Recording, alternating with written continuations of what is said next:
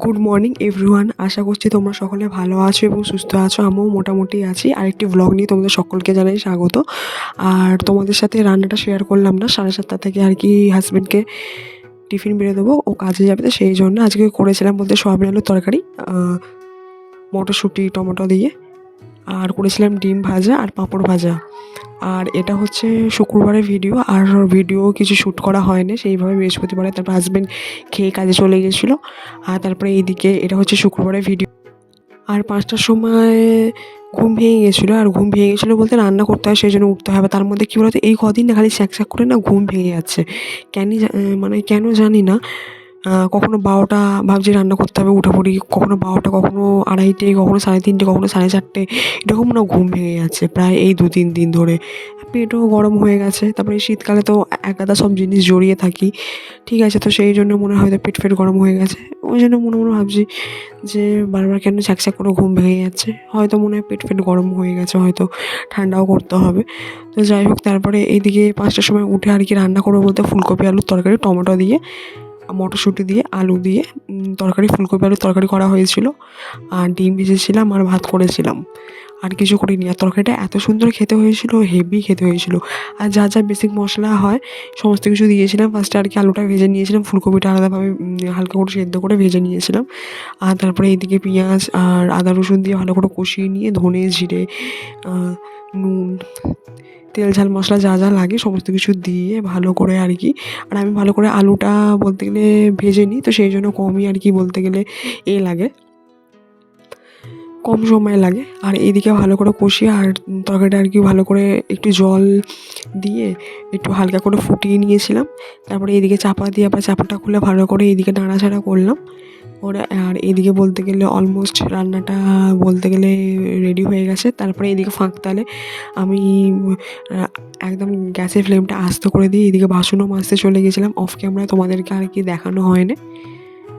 আর আমি এইদিকে রান্না করতে করতে না সমস্ত কিছু কাজ গুছিয়ে নিই, কী বলতো, তাহলে না আরও সুবিধা হয়। তোমরাও এটা করবে, দেখবে। এটা তোমাদের একটা টিপস বলে দিই, রান্না করতে করতে যত সরঞ্জাম আছে, যে মশলা, তারপরে তেলের জিনিস, সমস্ত কিছু আর কি তোমরা না একে একে যেখানকার জিনিস সেখানকার রেখে দেবে, দেখবে সব কিছু সুবিধা হবে। আবার রান্না করতে করতে হয়তো কোনো কারণে তরকারিটা হচ্ছে, হয়তো আলু সেদ্ধ হবে, একটু আস্তে করে তুমি এমনি ঝাঁটফাঁটও দিতে পারো, ঘরের কাজ করতে পারো, কিন্তু হ্যাঁ তোমাকে লক্ষ্য রাখতে হবে এইদিকে।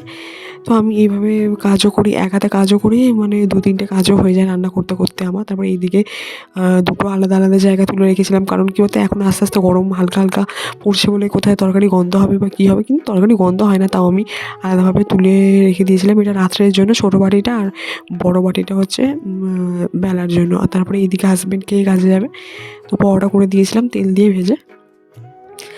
আর তো বললাম, আর ফুলকপি আলুর তরকারি টমেটো দিয়ে করা হয়েছিল, আর পাঁপড় ভাজা হয়েছিল, আর ভাত হয়েছিল, আর কিছু করিনি।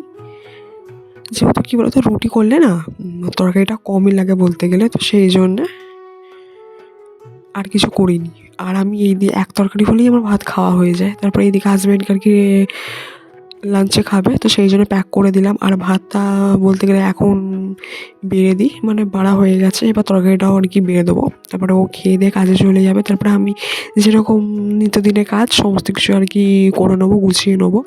আর সব কিছু তোমাদের সাথে শেয়ার করা হয় না, এখন ভিডিওগুলো তোমাদের সাথে শেয়ার করা হচ্ছে না, তো তোমরা একটু মানিয়ে নিও। আরও যেরকম রেগুলার ভিডিও দিতাম, কাজকর্ম সমস্ত কিছু তোমাদেরকে দেখাতাম, সেইগুলো তোমাদেরকে দেখাবো। আর এইদিকে ডিমটাও বলতে গেলে দেওয়া হয়ে গেছিলো। আর এইদিকে কী বলতো, যেদিনকে হসপিটালে গিয়েছিলাম মঙ্গলবারে ডেট আনতে, তারপরে কী বলতো, এই বাদাম পাটালিটা কিনেছিলাম 10 টাকা দিয়ে। ভেবেছিলাম ফার্স্টে হজমি ছিল, হজমিটা কিনবো, তো হজমিটা খেতে ভালোই লাগে, তো হোমিওপ্যাথি ওষুধ খাচ্ছি বলে হজমিটা খেলাম না, মানে কিনলাম না। আর দিলখুশ খুঁজছিলাম, দিলখুশ পাইনি। তারপরে এইদিকে তখন এডিট করতে করতে, তখন মানে কালকে যে ভিডিওটা এসেছে সেইটারই এডিট করতে করতে টাইম লেগে গিয়েছিলো। তখন 4:30 মতন বাজে, আর আমি তখন ওই কুলেখাড়াটা খাচ্ছি। তো কুলেখাড়াটা খাওয়ার সত্যি খুবই ভালো, খুবই উপকার। এমনি তো বলতে গেলে গায়ে খুব একটা রক্ত নেই, তো সেই জন্য কুলেখাড়াটা খাওয়া হচ্ছে।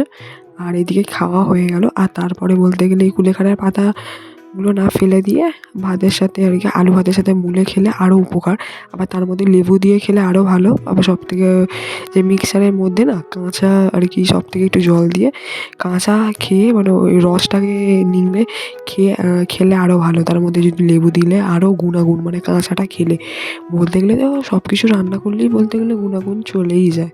কী বা থাকে যেগুলো আমরা যেমন ডিম সেদ্ধ এইগুলো খাওয়া হয় বা আরও ফল বলতে গেলে ওইগুলোই আমাদের শরীরে লাগে। ওই জন্য তো আমাদের এত মানুষের এত বলতে গেলে শরীর খারাপ সমস্ত কিছু, আবার সব কিছুতেই ভেজাল। আর রান্না করলে আগুনের তাপে চলে যাওয়ার মধ্যে সব কিছুই আর কি গুণাগুণ চলে যাওয়া, তাও মানুষ ওই পেটের জ্বালায় খেতে হয়। তো সেই জন্য তারপরে এইদিকে বলতে গেলে তোমাদের সাথে কথা বলতে বলতে আলুটাও ভাজা হয়ে গেল। আর অল্প করে পেঁয়াজ দিয়েছিলাম, তো লাস্টে দিয়েছিলাম তারপরে হলুদ লঙ্কা দিয়ে আলুটা ভাজলাম। তারপরে এইদিকে রুটিটা করতে করতে না একটু নিচের দিকটা আলুটা হালকা একটুখানি ধরে গিয়েছিল। আর এইদিকে 17-18খানা রুটি করা হয়েছে, তো হাফ করব। তো হাজবেন্ড খেয়ে কাজে যাবে, তো 4টে খেয়ে যাবে, 4টে নিয়ে যাবে। আর বলতে গেলে তো 11খানা করেছিলাম, তো আমি 3টে টিফিনে খেয়েছিলাম। তো সেই জন্য আর পরে 7খানা পরে আর কি করে নিয়েছি অফ ক্যামেরায়, আর তোমাদের সাথে শেয়ার করলাম না। তো প্রায় একবার রুটি করেছিলাম, তোমাদের সাথে শেয়ার করেছিলাম।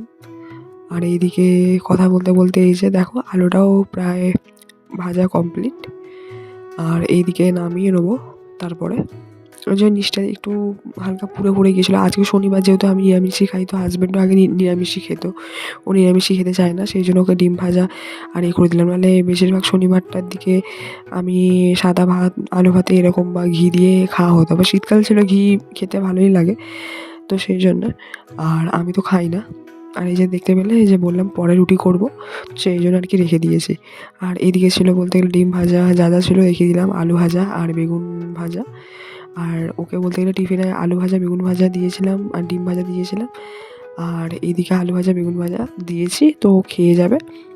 তারপরে তোমাদের সাথে আর কথা হয়নি। আর বলতে গেলে স্নান করেছিলাম। আর এইদিকে শরীরটা তো এমনি খুব একটা ভালো নেই, এবার এদিক ওদিক আর কি খুব একটা আমি বেরাই না, তো জার্নিও হয়ে যাচ্ছে। তারপরে ফোন এডিট করছি, বললাম না 4টে আর 12টা কখনো 3:30 এরকম ঘুম ভেঙে যাচ্ছে এই কদিন। তো সেই জন্য বলতে গেলে একটু ঘুমাচ্ছিলাম। তারপরে বলতে গেলে অনেক ঘুম ভেঙে গেছিলো। আবার বেলার দিকে শুয়েছিলাম, কখনো 10টায় কখনো 11:30 আবার 12টায় ঘুম ভেঙে গেছিলো। তারপরে আমি আবার অ্যালার্ম দিয়ে আবার 1:30টার সময় অ্যালার্ম দিলাম, আবার ঘুম ভেঙে গেল।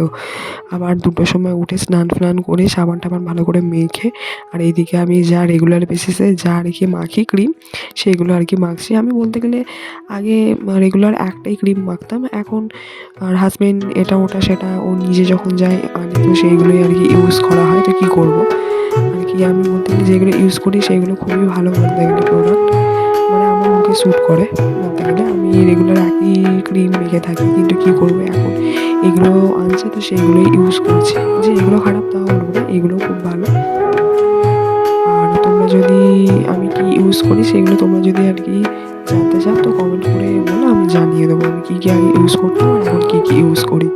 তারপরে এখানে সিঁদুর আর কি পরে নিলাম এদিকে মাথায়, তারপরে এদিকে গলায়, হাতে, জামায়। এটা একটা মন্ত্র আছে, তো সেই মন্ত্রটা আর কি বলতে গেলে আমি খুব একটা জানি না, কিন্তু আমি শুনেছিলাম। তো এইভাবে আর কি সিঁদুর পরতে হয়, তো আমি এইভাবেই পরি। আগে আমি জানতাম না, জানো তো, ইউটিউবে আমি দেখেছিলাম যে গলাতেও সিঁদুর পরে। আগে আমি যখন গলাতে সিঁদুর পরতাম না, তখন সবাই আমাদের যখন বাবার বাড়িতে বলতো, হ্যাঁ রে তুই কি, আমার বোনেরাও বলতো, আমার মাসির মেয়ে, ছোটো মাসির মেয়ে বলতে, হ্যাঁ রে দিদি তুই কি বৈষ্ণব নাকি? সেই বৈষ্ণবের আবার কী আছে, মানে আর কি যেটা সিঁদুরটা মাথায় পরি সেটা হাতে থাকে, সেটা গলায় দিয়ে দিই। এখন দেখছি গলাতেও নিয়ম আছে পরার। আমি ভাবলাম যে ভালোই হলো, আমি তো জানতাম না, না জেনেই আমি পরতাম। তো যাই হোক, তো ওটা ভালোই হলো। আর তো এরকম পরাটা খুবই ভালো বলতে গেলে। তারপরে এদিকে আমি চুলটা আঁচড়ে নিচ্ছিলাম। তারপরে এদিকে অফ ক্যামেরায় বলতে গেলে খাওয়া দাওয়া সমস্ত কিছুই হয়ে গেছিলো, খাওয়া দাওয়া করে নিয়েছিলাম। আর কী বলো তো, অনেকটা দেরিও হয়ে গেছে। তারপরে স্নান-ফানান করে এইদিকে সমস্ত কিছু কাজ-ফাজ গুছিয়ে এইদিকে চুলটা ভালো করে আঁচড়ে নিচ্ছি। আর চুলের মধ্যে খুব মানে মোটামুটি জট পড়েছিল। তো আগে কী বলো তো, আমি না চুলে না স্টেপ কাট কেটেছিলাম, তো সেই জন্য চুলটা না ছোটো বড়ো রয়েছে। আর ডান দিকের চুলটা বলতে গেলে একদমই পাতলা। মানে ডান দিকের চুলটা না কোনো গ্রোথ নেই। আর একদমই পাতলা বলতে গেলে। আর বাঁ দিকের চুলটা তাও অনেকটা লম্বা ডান দিকের তুলনায়। ডান দিকের চুলটা না প্রচুর আর কি একটু শর্ট আছে। আর চুলের লেন্থটাও আর কি একটু ট্যাড়া ব্যাকা আছে। তো মাকেই বলতাম, যখনই আমি চুল কাটতাম না তখনই মাকেই বলতাম একদম অল্প অল্প করে কেটে দেবে। একদম অল্প, একদম কাঁচি দিয়ে একদম অল্প করে কেটে দিত। ওই জন্য মায়ের হাতেই আমি চুল কাটতাম। তো মায়ের হাতেই বলতে গেলে আমার চুল বাড়ে। আর তাও ছাড়া কী বলতো, আমার একটু কার্লি চুল, তো সেই জন্য আর কি বলতে গেলে একই রয়ে আছে, মনে হয় বাড়েনি। অনেকের চুল কত সুন্দর লম্বা হু হু করে বেড়ে যায়, আমার চুল বাড়তেই চায় না, যে ছোটো থেকে একই রকম রয়েছে। আর কী বলো তো, আগে না আমার চুল কাটার প্রচুর ইচ্ছা ছিল, তো সেই জন্য স্টেপ কাট কেটেছিলাম। তো স্টেপ কাট কেটে বলতে গেলে পুরো চুলের গ্রোথ মানে নষ্ট হয়ে গেছে, পুরো বরবাদ হয়ে গেছে বলতে গেলে। কী করবো, আমি ভেবেছিলাম একবারে আমি চুল কাটবো, তো স্টাইল করে কাটবো। তো ওই স্টাইল করে কাটাও হয়ে গেছে। আর ওই জন্য আমি আর জীবনে আর কি কোনো রকম স্টাইল করি না। আর একবার কেটেছিলাম ওই, হ্যাঁ, ভি কাটই কেটেছিলাম।